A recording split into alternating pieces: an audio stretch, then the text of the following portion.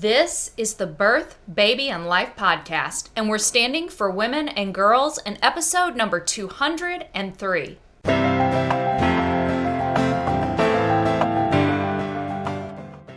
Hey mama, in this episode we are going to talk about why we should not erase women and girls from conversations about pregnancy, birth, motherhood, and all of those related topics. If you don't know me, my name is Kristen and I am a pregnancy coach. I work with mamas all over the world, helping them to enjoy a great pregnancy, grow a healthy baby, have a beautiful birth experience, and I also work with mamas postpartum to help create a healthy, happy home full of happy little people running around. So with that, I want to talk about this episode. This is a really important episode. It's been on my heart for a long time to do it, and I'm going to release this episode on October 10th. That's 10/10 or XX, and it is a day that many women across the globe are choosing to speak out about women's rights, women's protection, and why we need to keep women as part of our global conversation. I do have a lot of notes, so you're going to see me refer to those today if you're watching the video, and I would recommend that you watch the podcast on YouTube, or if not, definitely check the show notes, because I am going to show some things that are going to be really interesting later in the podcast episode, and you may want to see those, or definitely check out the graphics that go along with it in the show notes afterwards. So I've just become more and more concerned about our modern phenomena of erasing women and girls. Now, I will admit I don't see this as much in day-to-day life, but when I look at scientific literature, because all of y'all know I'm a researcher, I'm a historian, and so when I'm looking at the research about pregnancy, birth, mothering, breastfeeding versus the historical literature about those things, the difference is shocking. Women and girls are absolutely being erased from scientific and medical literature, and they're also being erased from the information that's given to women about pregnancy, about birth, about fertility, about all of the conversations about reproductive health. Women and girls are totally being erased. The complete takeover of the language that we use in our information and our research is shocking. Now, I actually did a podcast on this topic years ago. I will link to it in the show notes, because I saw the writing on the wall at that time and heard some of the disagreement that was going on in the midwifery world. But I feel like it's time to revisit it, to record another podcast, because reality has become terrifying. Women are being commodified, they're being erased, they're being stereotyped, they're being everything under the sun. Now, I want to go on record today as saying that I stand with women and girls. I stand with women and girls. I stand with the right to use sexed language when we talk about our pregnancies, when we talk about our births, when we talk about our experiences. I stand with women and our right to have sexed language used in research about pregnancy, birth, breastfeeding, mothering. I stand with women and girls. I am deeply saddened. I am angered. I am distressed, everything under the sun, about the erasure of women and girls. I know this is a highly charged, highly political topic, and it is one that I feel like I have to talk out about, and I have to share it with the same passion and intensity that I feel within me. I realize there are many sides to this discussion. I will say that this issue has hit me close to home in so many ways that have been devastating, that have been hurtful, that have been thought-provoking. It's there. But at the bottom of it, and at the end of the day, my work and my passion is to serve women as they walk through this journey of fertility, of conception, of pregnancy, of birthing their babies and then mothering them.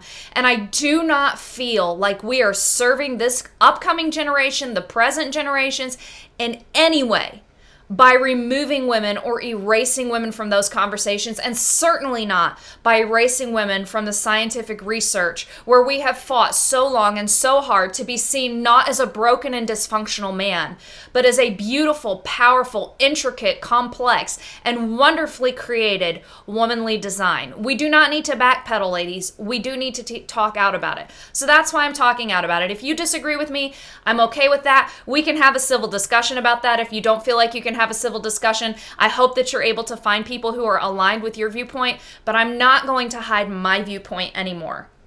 I want to share a few general points about why I find this so concerning, but then I really want to zero in on how this is affecting women when it comes to fertility, pregnancy, birth, breastfeeding, and mothering. So I feel like when we look at the erasure, if you need it spelled out completely, I'm definitely talking about the whole transgender movement that seems to have taken the world by storm, and this need to use desexed or gender neutral language in order to avoid hurting anybody's feelings. So if we have a woman who is living as a man day to day and she still wants to get pregnant, she wants to be seen as a pregnant man or a breastfeeding man because she doesn't identify as a woman anymore. And then, of course, a bigger picture, which I'll talk on a couple more times, is the fact that men decide they want to live as a woman and all of a sudden want to be privy to our space. They want to come into our safe spaces. They want to gaslight women, and I'll talk about that more, about being concerned about this. And in some cases, they even want to pretend that they can breastfeed babies. So that's a huge problem.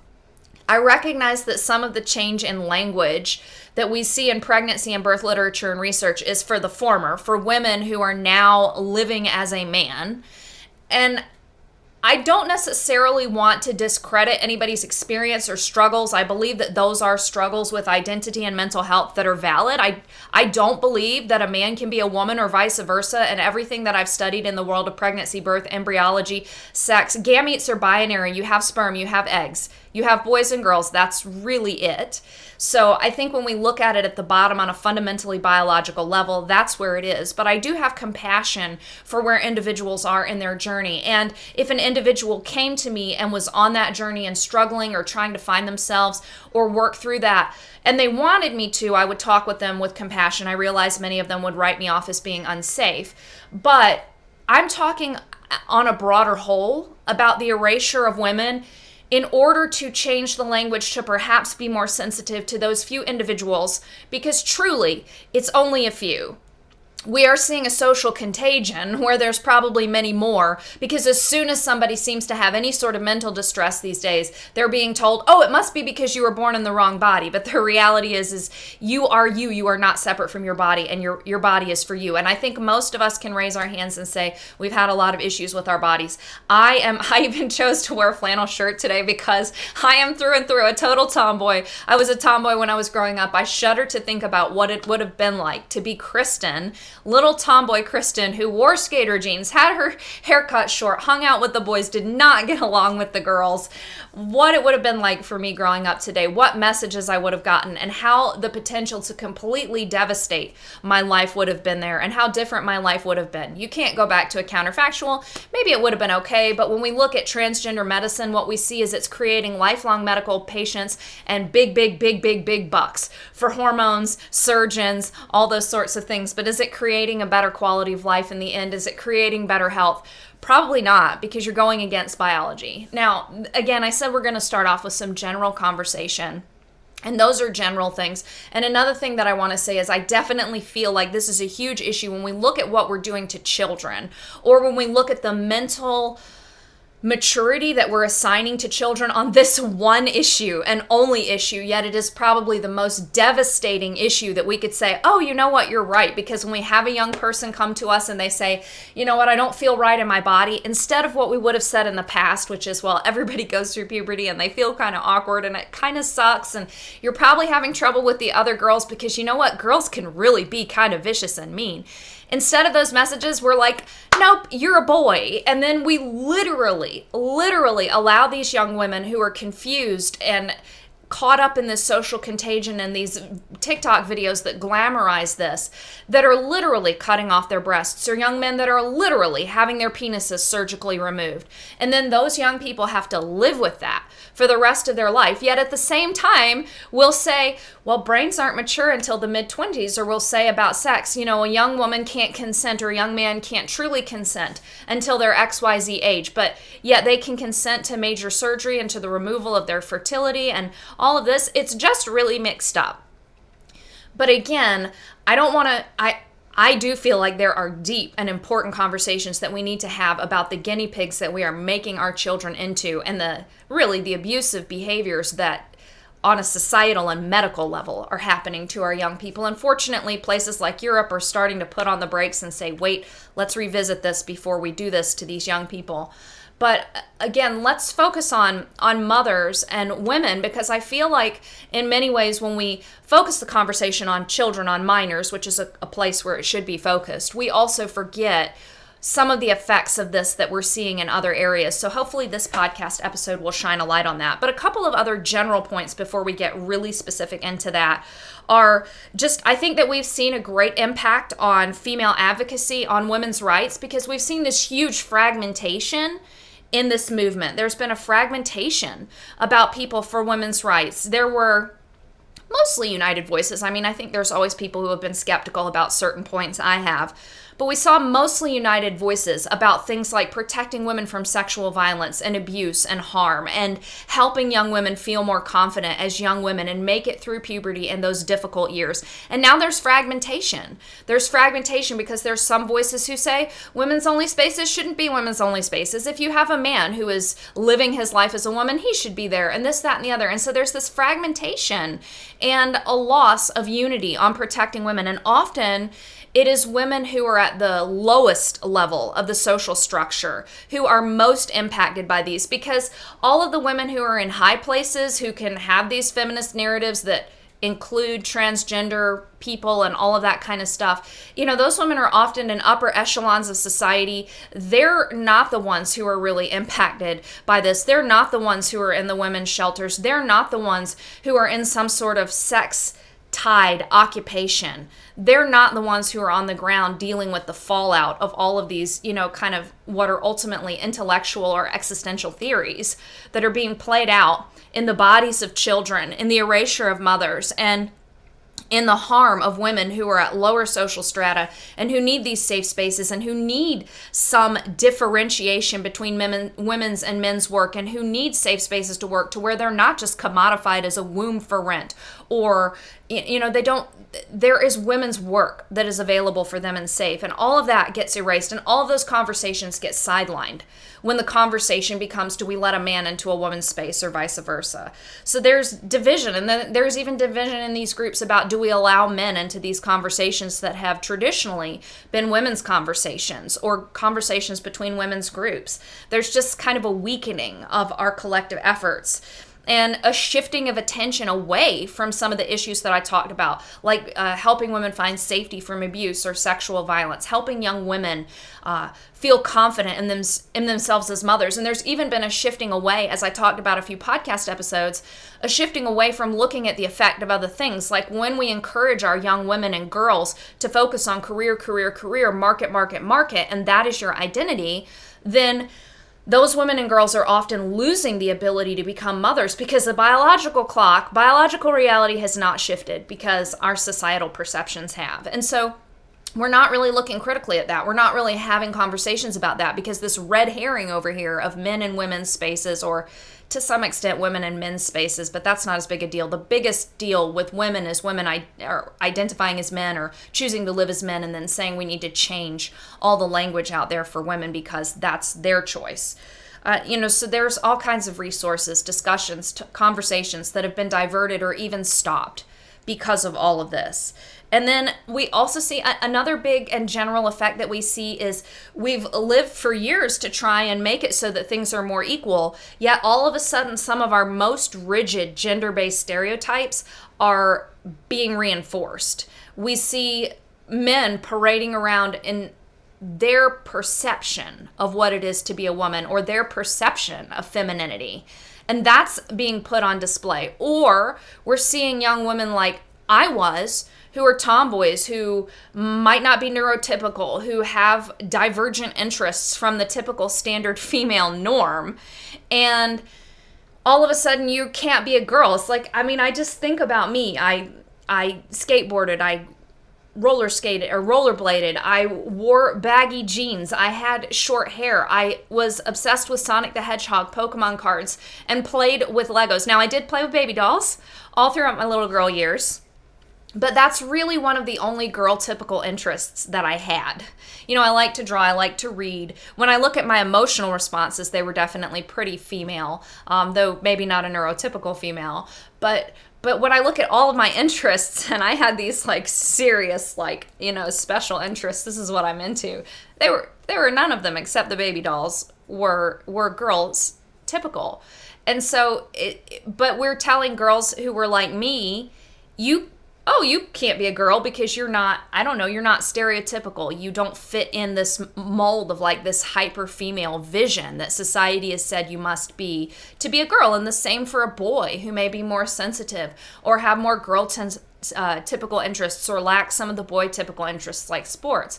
Like one of my boys is really into art and music. Now he likes being outdoors. He likes outdoorsy things, camping, hunting. He has those kind of interests, but he's definitely not a rough and tumble sports kind of guy. He's much happier sketching. He has dealt with a little bit of backlash in his scout troop because he suggested that they do like a nature journaling badge, and the other boys were like, oh man, no. And I kind of encouraged him, well, let's get some notebooks and things from men in the past, like John Audubon and those sorts, who did nature journals and who literally created genres of science and were great explorers and did all that while they were drawing and sketching. Or let's look at Leonardo da Vinci or somebody else. Men who were men, but who did these things. So, we're at a point in society where we tell those young women like me or young men that, oh no, because you don't fit this stereotype, maybe you're the other gender or the other sex. And how messed up is that? That we've come this far forward just to regress. That instead of saying, human beings have a wide range of interests, you were born a girl or a boy and you have your own unique interests, your own takes on the world, and then celebrating that and saying, just as much as society needs like the football jock, they need the John Audubon. We need everybody. We need everybody, right? And we don't need people to be carbon copies. We don't need people to be stereotypical clones of one another. We just don't. Yet, for some reason, our narrative has come back to hyper focusing on if you don't meet, X bar of masculine energy or feminine energy or whatever. I'm just going to say stereotype, of man stereotype, woman stereotype, then you don't make the cut and maybe you were actually wrong in the womb. And I just, it's like, no. So it's a huge societal thing. It's a big problem. There's like this redefinition of what a woman is. And as I've already pointed to, we risk removing female-only spaces, which I believe that we need. And Mary Harrington, whom I'm going to come back and talk about her later, but she wrote a really compelling book that I might do more on in a future podcast episode because she covers much more than just this issue, but it's called Feminism Against Progress by Mary Harrington. She argues that maybe we need some men's-only spaces as well. We think about, the good old boys clubs, and we look down on those with disdain. But maybe there are spaces and places and times when men need to be able to talk to other men without women around as well. So, do we need sex segregated spaces? And we already know that the research is clear, unequivocal. We already know that in general, boys and girls do better in sex segregated classrooms, which is just something that's never going to happen in like public education today. But if you look, there are some private schools that still are only boys schools or only girls schools. And there's a reason for that. It's just because boys and girls are different. And sometimes they do better in sex segregated spaces and certainly in sport and that sort of thing. So when we look at this issue, we look at the possibility of removing some of those spaces that are both safe spaces in the sense of shelters from violence, from domestic violence, from sexual violence for women, for single mothers who need a place to shelter with their children and not be worried about a man when they may be coming out of an abusive or difficult relationship. And also just places where men and women who are different and can be together for camaraderie and communication and a feeling like they can share things that they may not be able to share in a mixed sex space. And then there are also religious traditions where there are, even worshipers worship in sex segregated spaces. And that is not necessarily a bad thing. So we risk the removal of some of those spaces and some of that safety for either sex, having a space that's just theirs. And so Yeah, I'm just reviewing my notes, sorry. Yeah, and then there's also the potential marginalization, and I would say the gaslighting and erasure of women's voices when it comes to a policymaking perspective. So those are kind of general things that I wanted to point out or touch on, where we have a problem because we're not standing up for women and girls, or even in general because we're not standing up for the fact that there are differences between the sexes, that you can't choose to be one or the other. I mean, you can cosplay as one or the other if you want to. To use the term, I think it's funny because sometimes my kids won't say that they're playing pretend like we did when we were kids. They're like, oh, I'm cosplaying something. So yeah, you can cosplay a boy or you can cosplay a girl, but you can't change fundamentally. But now I want to pivot and let's talk particularly about how the lack of sex language can be harmful for women and girls when it comes to pregnancy, birth, breastfeeding, and also looking at infant health and the impact of that. And a lot of this is summarized from a paper that I would really encourage you to read. It's free to read. I will send it, or I will link it in the show notes. The paper is called Effective Communication About Pregnancy, Birth, Lactation, Breastfeeding, and Newborn Care: The Importance of Sexed Language. So this paper is actually an opinion piece. It's an editorial. It is not like a research paper, but I think it's very thought-provoking and worth looking at because it's coming from people who are in the world of pregnancy and birth, and they're looking at the research and looking at some of the negative effects of removing sexed language. So sexed language means you say woman, you say mother, you say female, you don't say birthing person or birthing parent or child bearer or some of the other really creative language I will share with you in a bit. But let's talk some about what points they make in this paper and why they're so valid. So again, the motivation for desexing language is trying to be sensitive to gender identity. And again, I think it's okay to be sensitive to people who are exploring and looking at themselves on that spectrum of what we think of as stereotypical male and stereotypical female behavior. And I can understand that sensitivity, and you do have people who choose to live as one or the other. But ultimately, at the end of the day, if we look at statistically and in the past, the percentage of people, and really in the past, ladies, it was men who felt like they were women, and as boys and young teenagers, and the vast majority of them felt comfortable with their gender, often identifying as a gay man by the time they got through puberty, by the time they reached their later teenage years. We're talking about anywhere from like 80 to 90% would have resolved what was called gender dysphoria in the past and in the medical literature. And you almost never saw this in women. Only a very few. There's a few YouTubers who had this. You can look up Tranpa, which is Buck Angel. You can look Buck Angel up on YouTube, who is actually an outspoken advocate for going back to the way that we used to do things and very slowly. So Buck was born as a woman, now lives as a man, has done so for decades. But you know, Buck's situation is extremely, extremely rare. It was almost always men, only a very tiny, minute amount. There are many people who have explored why are we seeing this explode in young girls and teenage girls and young adult women these days. And that is a conversation that we can have in another podcast episode. But I just feel like when we say we want to be sensitive to identity exploration, we also need to look at the fact that much of this identity exploration is probably a social contagion, and people who are having trouble, struggling with mental illness, neurodivergence, and they're kind of having trouble with resolving all of that angst with who they are and kind of integrating who they are. And instead of, they're trying to integrate like this disembodied person with the body that they've been given, and in some case changing the body that they've been given, which is something that Mary Harrington deals with in her book Feminism Against Progress. And I'll come back and touch on that in a minute. But that is some of the motivation, is trying to be sensitive to these people who really are struggling. But as this paper covers, there are unintended, perhaps, consequences, and there's also an impact on the accuracy and validity of our medical language. So let's really look at what all of that means and how the paper explores that. So one of the first things that happens when you use language, when you desex the language and use all these alternative terms, is it becomes very complex and confusing. And when we look at populations of women who may be particularly affected by this. We look at populations of women who may have less education, who may not have English as their first language.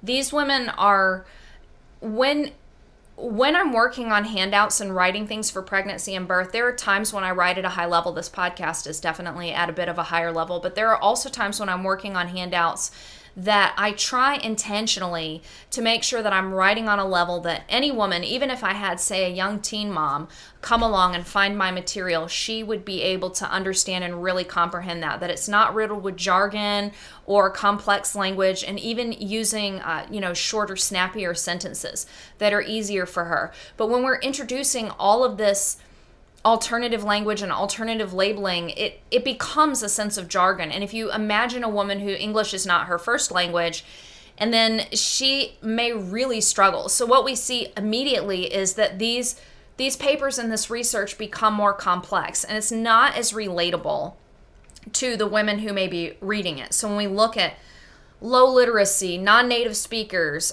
women who are coming from really conservative religious backgrounds, there can be a big potential misunderstanding of the terminology. So, if you say a person with a cervix, somebody might be like, what? Women often realize what a cervix is as they go through their pregnancy because they keep hearing the oversimplification of birth that, the cervix needs to get to 10 centimeters. But many women probably don't really even consider their cervix before pregnancy. And so a person with a cervix or menstruator or that kind of thing it's just weird and awkward language. And that can get really confusing.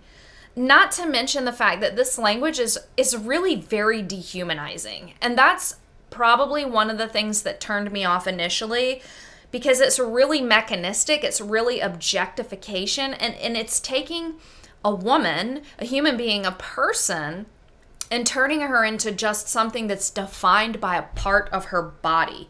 So a body with a vagina versus women. And I am going to show you some examples of this in a few minutes. This is not just this article is saying this is theoretical. This is really happening. This is really in the language. This is really the language that we're encountering in research. And as I will show you in examples, even in popular articles, posts, social media posts that are being shared with women. So, and then we see things like birther, or probably my favorite is childbearer. This is from the same people who will say, we're living in the Handmaid's Tale because we have conservative politicians who all want us to be in the Handmaid's Tale. And then they write a paper that refers not to women in the paper at all, but rather childbearer throughout the entire paper. There is some cognitive dissonance there, and there is certainly some dehumanization there, and some just removal of the humanity of women. It's almost a perpetuation of historical gender biases, and we have this Aristotelian concept that women were really failed men. And I feel like it almost harkens back to that, because no longer can we claim a woman as a woman, but she's just labeled by parts of her body and by functions of her body, like menstruator. You can picture groups of men who are being total jerks in the past, jeering at a young woman like menstruator. You can hear that. And yet today, those terms are supposed to be empowering and inclusive. And they're just horrible. Oh, look, there's just a bunch of childbearers over there. You can just hear that. And yet today, that term is supposed to be celebrated. We're supposed to embrace that and use that. And it's just, on some levels, it's really weird. But on most levels, it's just really demeaning and dehumanizing. Gender-neutral terms also lead to confusion in papers. When you replace mothers with parents, that may include fathers or other family members who probably shouldn't be included in the discussion. I'm all for family units. I'm all for supporting men in being good birth partners, men in being an active part of a wife's or a girlfriend's or, a partner's pregnancy and birth. But at the end of the day, we don't have birthing parents, we have mothers, and at the end of the day, it's the woman's body. It's your body, and you make the decisions, and what happens to your body in pregnancy and birth is only happening to your body. It's not happening to his body. And so when we have conversations that get we aren't clear, then it automatically groups people together who should not necessarily be grouped together in every conversation. And like saying birthing families may wrongly suggest that everybody gets an equal say in the decision making and what should actually really be the woman's decision. So we need to think really carefully about the implications of what we're saying and how we may actually be taking power away from the birthing woman, from the pregnant woman, and suddenly assigning equal weight to everybody, to even to the dad or to the whole family unit, if we're saying birthing families, and that can include extended family. And a lot of times extended family can be a problem when it comes to pregnancy and birth because of ignorance or tradition or whatever, or fear. And sometimes a woman needs to say, no, I'm going to make my own decisions. But when we automatically group everybody together with this inclusive language, we sometimes blur boundaries of what should be a woman and a woman's decision alone. We risk undermining female autonomy, and we look at domestic violence situations and maternal rights, and can those things get undermined in our literature and in our minds, even subconsciously, because of the choices that we make in language.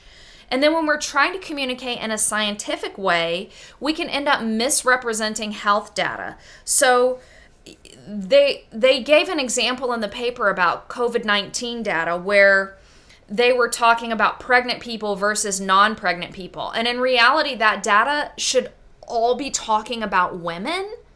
But when you say non-pregnant people, that theoretically includes men. And so if you're looking at statistics about a pregnant women versus non-pregnant women, but all of a sudden you say non-pregnant people and you include men in the sample, it changes the statistics of the sample. And this could happen also with different cancers and that sort of thing. If all of a sudden we're grouping, uterine cancer, cervical cancer, ovarian cancer, if all of a sudden we're grouping 50% of the population that does not have an ovary, or two ovaries, that does not have ovaries, that does not have a uterus, that does not have a cervix, how does our data get skewed? And if we're being indeterminate or imprecise in our language, how can we be sure that there's precision in the statistics and in the data collected? There's, for another example that they give is they say 1 in 8 people are at risk for breast cancer, but that's not actually true. It's 1 in 8 women are at risk for breast cancer. So we have to look at, and I know that men can get cancer in breast tissue, but generally those statistics are looking at women. And then there's there's all kinds of confusion over ambiguous terms like chest feeding. What even is that? It's so weird and ambiguous because a breast and a chest are two different things. They're not the same. And yet we make these things as if they're the same.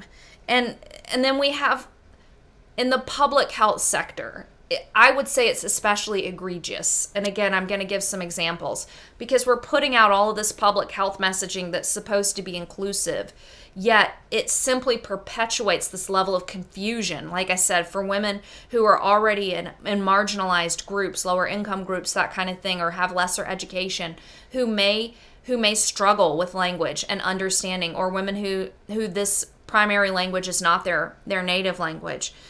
So we're already putting them at risk. But then when we have all these public health campaigns that are completely erasing women, they're muddying statistics.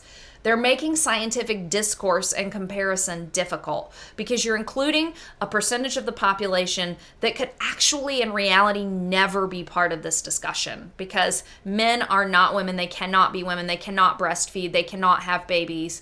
They cannot have cervical cancer. They cannot have uterine cancer. They cannot have periods. It's just biological fact. And when you muddy that and make it weird and unclear and imprecise, how can we have legitimate discussions? How can we conduct honest research? How can we even have respect for the fact that women and girls are different when we're doing this? And it undermines pregnancy and birth. It undermines breastfeeding. There's kind of this disembodiment of breastfeeding from the mother. And I'm going to show you some examples of where I feel like it's pervasive everywhere. If you don't think that that's why I'm going to show you examples, because I think some of you think, oh, it's not actually as bad as you're saying, Kristen, but it really is. As pervasive as it is when it comes to talking about periods and cervixes and wombs and birthing, it's really bad in breastfeeding. So we're like disembodying breastfeeding. We say human milk feeding rather than breastfeeding. So it's almost as if it's a product. And part of this, what Mary Harrington argues in her book, is that a lot of this is market driven and commodification. And so it's almost like corporate interests are what are controlling our language. And so it's not even like lobbying from particular groups of people who have particular lifestyles. It's all being driven by a corporate agenda. And her argument is pretty compelling, because when we look at it, human milk feeding, formula feeding, human milk feeding, both of those sound kind of sterile and weird. Like they're both something you could go buy a container of at the grocery store. You can't yet, but you might be able to soon with the human milk. And, you think about, like, you hear news stories about weird dudes who, like, go onto these human milk exchange groups and they're like, oh, I'll pay top dollar for your milk. And it's kind of skeevy. And you're like, ew, right? Because it's almost a violation, right? Because that's an intimate thing. Breastfeeding, sharing your milk, the milk that you've made with your baby or a baby that you are helping, is a really intimate thing. I have nursed my own 8 babies. I've also nursed a friend's babies. So Sadie has a milk brother. And then I've also pumped for a baby when Phoenix was a newborn. There was a baby whose mom was having a mental health crisis and needed to be on some medications that were incompatible with breastfeeding. And I pumped for that little guy too. And to me, those were, selfless acts of nourishing and blessing that child with a gift. It was not a commodified thing. It was not a product. Yet when we say human milk and chest feeding and all of these things, it's almost this disembodied, commodified product. And the product, the milk, replaces the relational aspect of it and the motherly, maternal, mothering aspect of it. And it also has an impact on, mothers' caregiving and on public health, because if it's just this disembodied product that's human milk, well, our policy is going to follow that. Our policy isn't going to prioritize mothers and babies being together. It's going to prioritize the ability to extract human milk and give it to the baby, because that's what's important. Not that the mother holding and cuddling and being with her baby is important. And you see this in so many other areas. And this is part of what I touched on in the previous podcast episodes talking about motherhood, is, our society is normalized, like a woman posting on TikTok that she's sobbing because she's leaving her 4 to 6 week old baby and doesn't want to. And somehow our society has gotten to the point where we tell moms, oh, it'll be okay, you'll get used to it. We don't look at, is there something wrong with this focus on marketization, on career, on... I'm biased because my kids and I have gotten by on a shoestring for me to be able to stay home with them. But this focus on perpetuating the belief that a woman can't be home with her young children because she has to work. And as I've talked about in previous podcast episodes, if we step back the expected lifestyle a little bit, it may be that a mom can stay home. But again, that means all kinds of other presuppositions have to be met. Like for one, men feel like they're important and needed enough that they're willing to support a woman. And there's just so much. It's so messy. So we can't go into it all. But I do feel like when we remove sex language from everything, what we end up with is a commodification of what a woman's body can do. And that does not serve mothers. It does not serve babies. And then again, there's marginalization with the term mother. So we degrade the importance of mother in society when mother isn't something unique to woman. There's connotations of nurturing and responsibility and all kinds of things that go into the word mother. And those things are biologically primed into us. I'm reading a book right now called Mom Genes. I cannot remember the author. I will put her name in the show notes. I can see it over there, but I can't read her name on it. So forgive me, author of Mom Genes. But, she's talking about some of the biological basis for mother and for us being unique from men. And we undermine that when we undermine mother.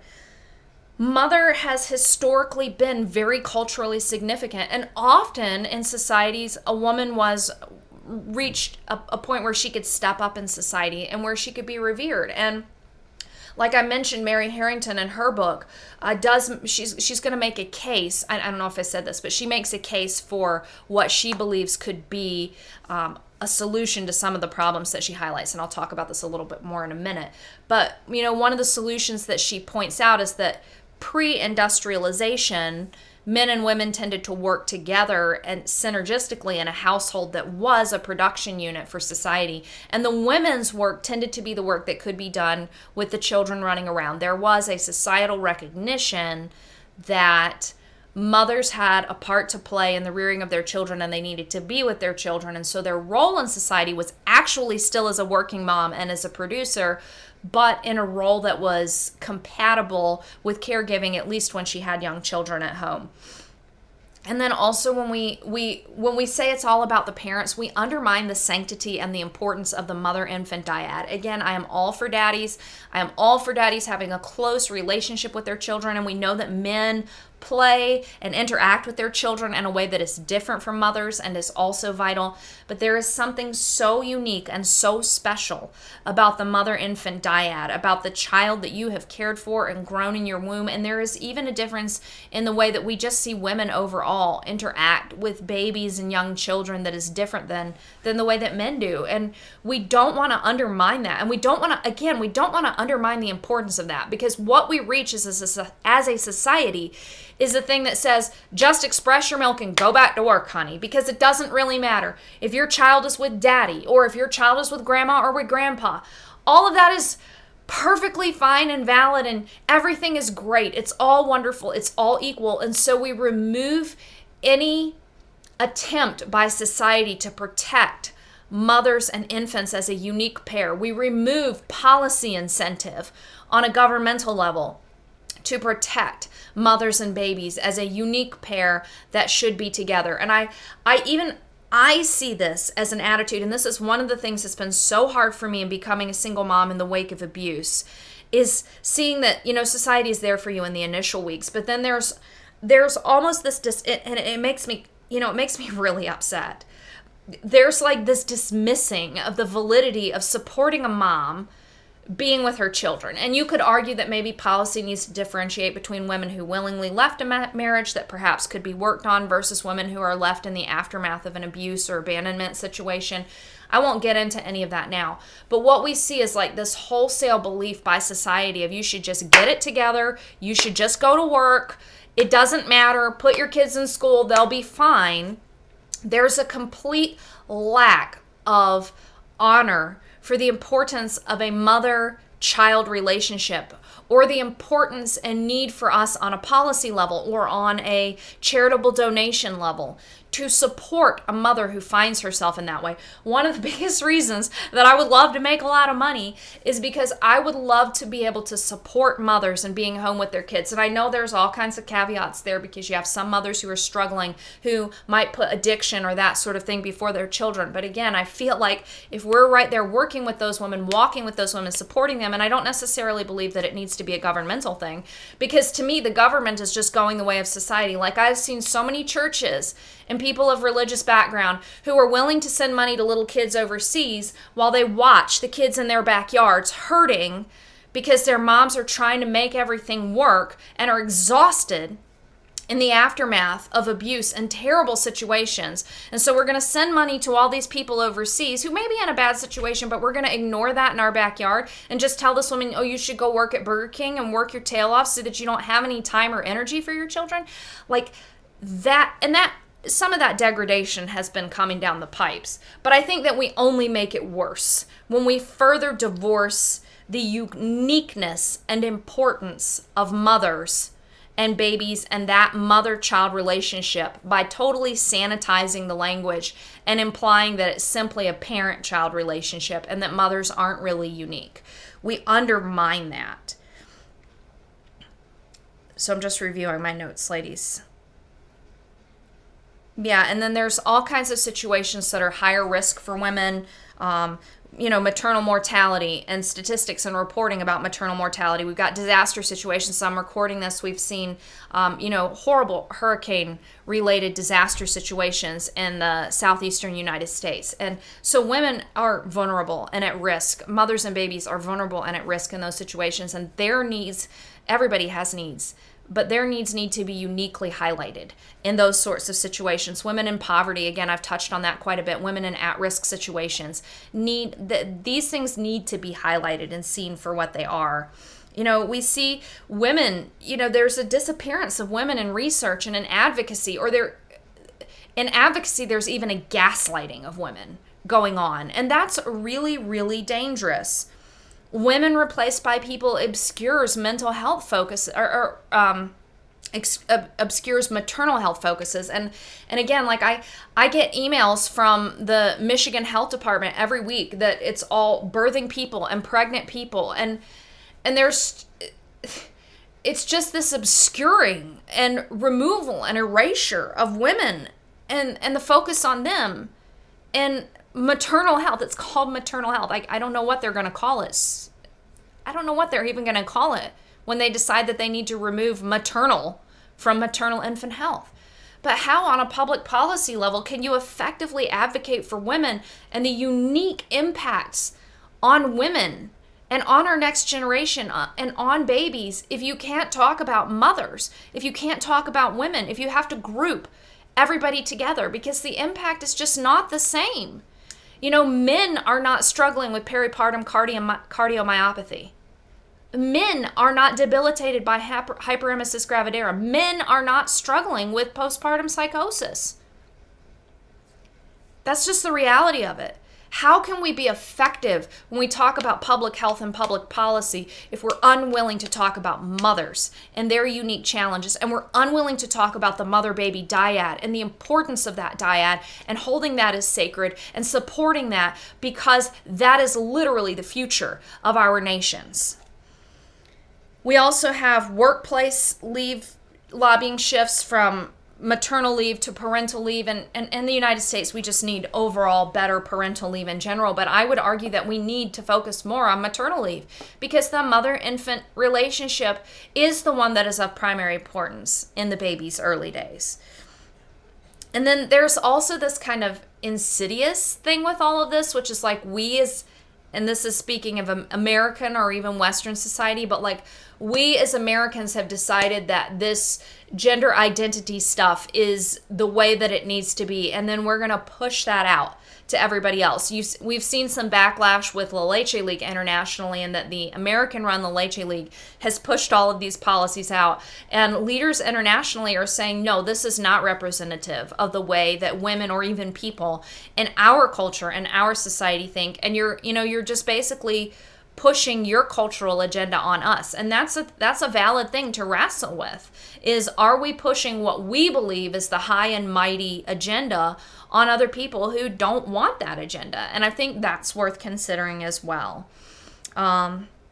So yeah, should there be some balance perhaps? I err on the side of, if you're serving a client who is dealing with some of these identity issues, and the client would like their literature using,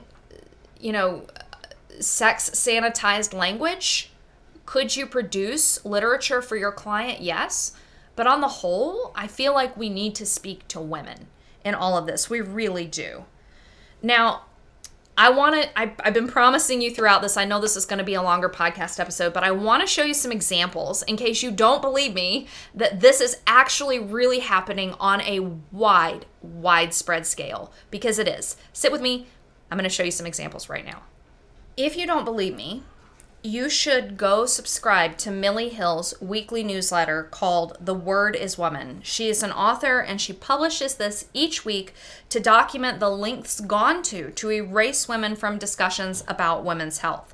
So I printed some examples that Millie has highlighted just to show you in case you weren't sure about this. So this is in the journal Nature. How Pregnancy Transforms the Brain to Prepare It for Parenthood. It does not transform the brain to prepare it for parenthood. It transforms it to prepare it for motherhood. Like I said in the book that I'm reading right now, discusses. All right, a social media post from Natural Cycles. 1.5 million menstruators believe that you can't swim on your period. Menstruators? Come on. Do you want to talk about something that sounds like this dystopian Handmaid's Tale? Menstruators? Who wants to be called that? Okay, this one is hard to see because this is an abstract from a journal, and this is actually one that I found and sent in to Millie, but it's called The Lived Experience of Cesarean Birth, Cross-Cultural Perspectives, so it's an interesting paper talking about cesarean experiences for women, and in the abstract, it says, birth stories were gathered from 9 child bearers who have given birth via cesarean, and throughout the entire paper, it does not say women, it actually uses the term child bearers, which I would argue is probably even worse than birthing persons. All right, this one, like I said, public health is one of the most egregious places that you're seeing this happening. So pay attention to your public health agency's social media posts. This one is in the UK, and they're letting us know that June was Womb Cancer Awareness Month. 27 people in the UK will be diagnosed with womb cancer today. Do you really think it's 27 people or 27 women? This is a direct example of what I was talking about, of the watering down and muddying of statistics and research. It is not 27 people. So it's not 27 out of 100 people.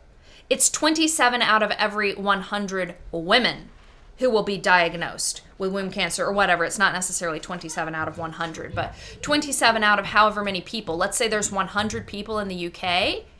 You could say, 27 out of 100. But if the reality is 50 of the people in the UK are men, then the reality is the statistics is actually 27 out of 50, not 27 out of 100. Now, that's simplistic. I don't know how many people it is out of, but that's an easy way to explain to you how the statistics can get messed up, because it's not 27 out of 100 people or 1,000 people. If there are 1,000 people in the UK and 27 of them are diagnosed with womb cancer, it's actually 27 out of every 500 women. It actually waters down the statistics. Now, I promised to show you, La Leche League is releasing a new edition of their book, which is no longer called The Womanly Art of Breastfeeding. It's now called The Art of Breastfeeding. This is the US cover, and it also helpfully includes a dad on there. Now, I'll give it to La Leche League. They don't have him trying to chest feed, but there's still a dude on the front of this cover. And actually, if it wasn't for this politicized environment, maybe changing it to The Art of Breastfeeding instead of The Womanly Art of Breastfeeding wouldn't be so bad. Maybe having a supportive daddy on there, though it would probably be much better if he was bringing his wife something to eat while she was nursing the baby. But this is just, to me, and La Leche League, I have a hard time even referring women to La Leche League at this point because of it. Okay, here, let's talk about menopause. But menopause happens to approximately 13 million people in the UK. 8 to 10 of these people, do you really think that it's out of the, 13 million people? No, it's 13 million women. And I thought it was funny because when Millie posted this in the newsletter, she posted it like this: let's talk about men under this, because really it's the truth. It's like, men are going to kind of take over everything. Now, this one is from The Lancet, one of the most respected medical journals out there. Historically, the anatomy and physiology of bodies with vaginas has been neglected. Is that a true statement? The anatomy and physiology of women has been neglected in the medical literature and research? Yes. But did they say that? No. They said bodies with vaginas. The Lancet did receive incredible backlash for that. And perhaps the most disgusting example of terminology change, maybe this is even worse than childbearers, is this one, this is from, it doesn't say on here. I think this is an infographic from Baby Center or something like that. So we've got breastfeeding and chest feeding, and we've got 396 women and birthing people have chosen to have their babies with us. So maybe this was from a hospital. But right here is probably the worst one. 205 vaginal or frontal births. Have you had a frontal birth today? I mean, how insulting and degrading is that terminology? Here's another beautiful one from La Leche League. La Leche League is here for the lactating dyad from the first feeding after birth. And you'll have to forgive my sarcasm because some of this is just so over the top. I saved the best for last. This one's very over the top. Is a transgender woman still genetically male after surgery? And somebody actually sent this to an Ask a Geneticist.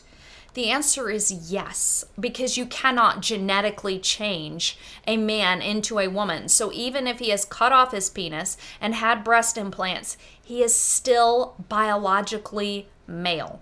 He's also a male who's probably taking estrogen and is going to be at much higher risk of cardiac and other health problems for the rest of his life, as well as complications from all of his surgeries, but he's still a man.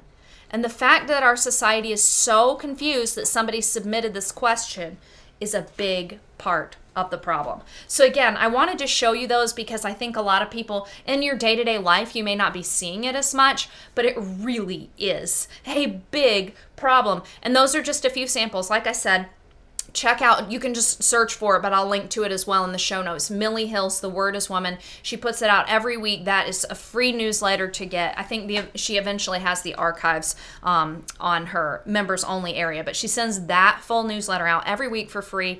Get a couple of weeks worth. You will probably be shocked and understand why this is something that we need to be so concerned about as women.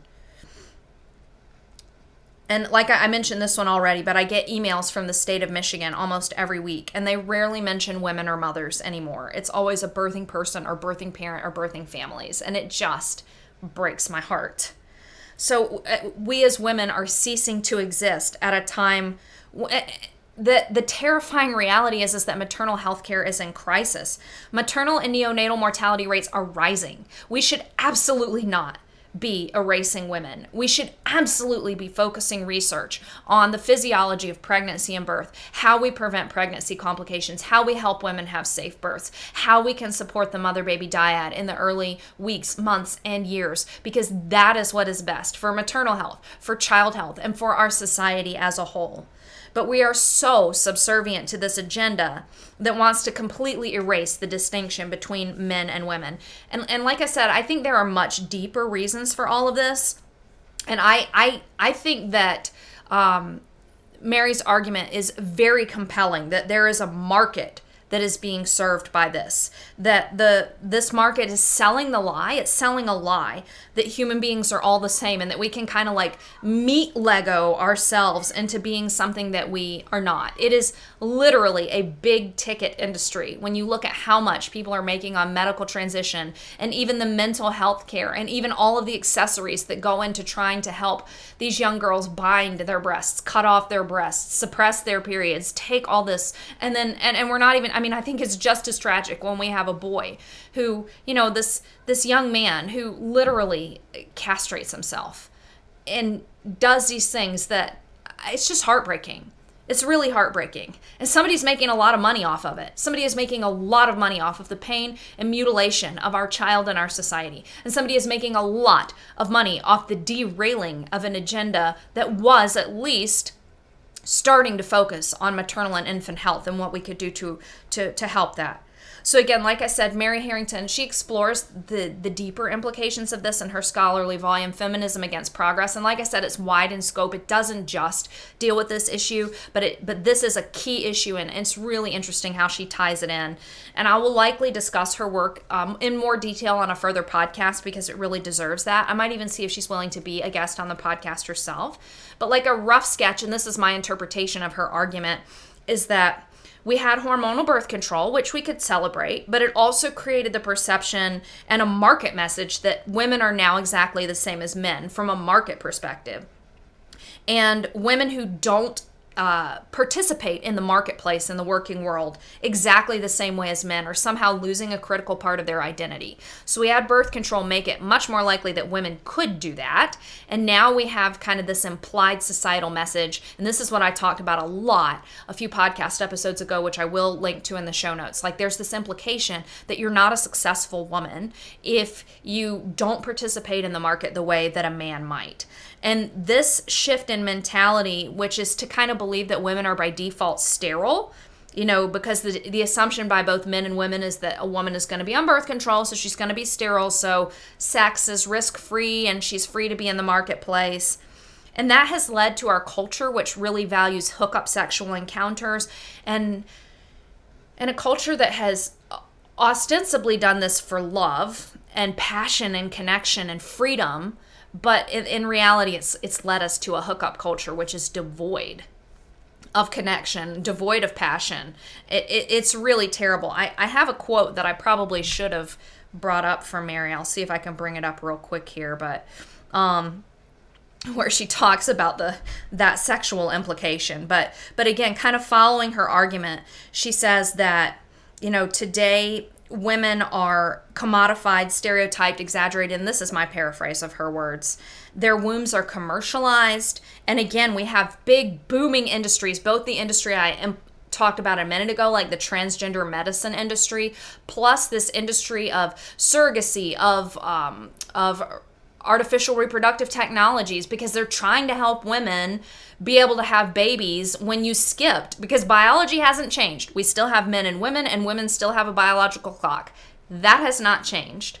And so you have all these women who get to the other side of this whole sterility, career focus and track and want babies. And so now there's a whole industry that is trying to help them get the babies when they've been putting birth control into their bodies and trying to avoid babies for years. And all of a sudden they realize, wow, maybe I can't have a baby.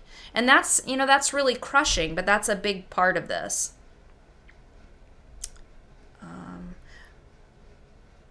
Okay, so this is the quote that I wanted to find. Again, this is from Mary Harrington, and this does have a curse word in it, and it's kind of explicit. So if you've got little ears, you may want to shoo them out of the room. But why would you take a pill that makes you fat, miserable, and sexless merely to increase your chance of a loveless fuck when 90% of the time you won't even come? And I thought that was just really kind of blunt and succinct in a beautiful way, because it really does point out where we've gotten to with the birth control revolution and what it has given us on a relational front. It's given us a hookup culture where women are commodified, where men are kind of just continuing to be able to follow male pattern banging around. And what have women got for it? A lot of stress, trying to juggle things, and many of them getting a decade or two into their adult life and realizing that they may have missed the boat on something that would have truly been an enriching part of their life. So again, I want to come back and kind of follow Mary's argument. So she talks about this commodification of women and their bodies and all of these things that we now need to either meet Lego ourselves into our new identity or to try and make up for the fact that we ignored our identity for a while.